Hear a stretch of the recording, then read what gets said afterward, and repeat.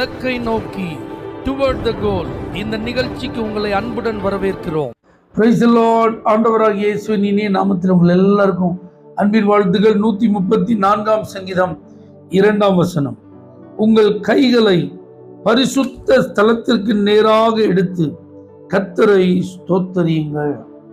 தேவனுடைய ஆலயத்திலே சென்று ஆராதனையிலே பங்கெடுக்கிற தேவ பிள்ளைகளே, ஆராதனை நேரத்தில் உங்களுடைய கெஸ்டர்ஸ் ரொம்ப முக்கியம். உங்களுடைய ஒவ்வொரு அசைவுகளும் ரொம்ப முக்கியம். ஆலயத்தில் நீங்கள் முழங்கால் படிடுங்க, அப்போ நம்ம கொஞ்ச நேரம் கர்த்தரை ஆராதிப்போம் சொல்லுவாங்க. எழுந்து நின்று கர்த்தரை ஆராதிப்போம் சொல்லுவாங்க. கைகளை உயர்த்தி ஆராதிப்போம்னு சொல்லுவாங்க. இப்பெல்லாம் சொல்லும்போது சில ஆட்கள் பாருங்க, முழங்கால் போடுறதே இல்லை, எழுப்பி நிற்கிறதே இல்லை, கைகளை உயர்த்துறதே இல்லை, கை தட்டுறதே இல்லை, சத்தமாக ஸ்தோத்திரம் பண்ணுறதே இல்லை. அப்படியே ஒரு ஆளாக என்ன செய்வாங்க, இருப்பாங்க. ஆனால் இந்த இடத்துல இந்த வசனம் சொல்லுது, உங்களுடைய கைகளை பரிசுத்த ஸ்தலத்துக்கு நேராக எடுத்து கர்த்தரை ஸ்தோத்திரம் பண்ணும். அப்போ கைகளை நம்ம கர்த்தருக்கு நேராக உயர்த்தி ஸ்தோத்திரம் பண்ணும்போது நம்ம என்ன சொல்கிறோம்? ஆண்டவரே, இனி நான் அல்ல, இனி என்னால் ஒன்றும் இல்லைப்பா, எல்லாமே நீங்கள் தான், நீங்கள் தான் இந்த காரியத்தெல்லாம் பார்த்து கொள்ளணும். கம்ப்ளீட் சரண்டர், முற்றிலும் ஆண்டவருக்கு அர்ப்பணம் செய்தல்.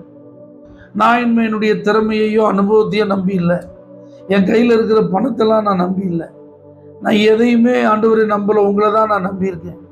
இந்த காரியத்தில் நான் உங்கள்கிட்ட வந்து சரணடைஞ்சிட்டேன், நீங்கள் பார்த்துக்கோங்க.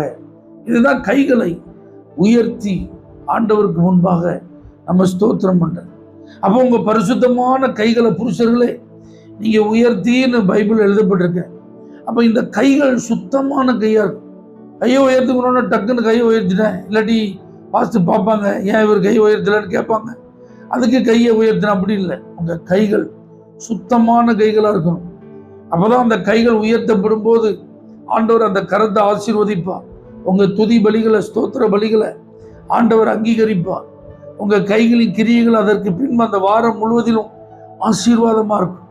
ஆகவே கைகளில் சுத்தம் உள்ளவன் என்று எழுதப்பட்டிருக்கிறது. இது பரிசுத்த கைகள் என்கிற ஒரு எண்ணத்தோட, ஒரு சிந்தையோட பரிசுத்த வாழ்க்கை வாழ்கிற நாம் கர்த்தருக்கு முன்பாக கைகளை உயர்த்தி நம்மை அர்ப்பணித்து ஸ்தோத்திரம் பண்ணும்போது அது நம்முடைய வாழ்க்கைக்கு ஆசீர்வாதமாய் மாறும். சுத்திகரிக்கப்பட்ட கைகளோடு தேவனுக்கு முன்பாக கைகளை உயர்த்தி ஸ்தோத்திரம் பண்ணி பாருங்க. உங்கள் கைகளின் கிரியைகளில் ஆசீர்வாதங்கள், உங்கள் வாழ்க்கையில் தேவனுடைய ஈடுபாடு, இதெல்லாம் இருக்கிறத பார்த்து பரலோக தேவனே, ஆலயத்தில் வந்து ஆராதிக்கிறத சாதாரணமாக நினைக்காதபடி எழுதப்பட்ட வசனங்கள் எல்லாம் கை கொண்டு ஆராதிக்க எங்களுக்கு கிருபைத்தார். இயேசுவின் நாமத்தில் பிதாவே, ஆமென். For prayer contact, Pastor J. J. Kumar, El Shaddai Ministries, 9500252586, Surandai.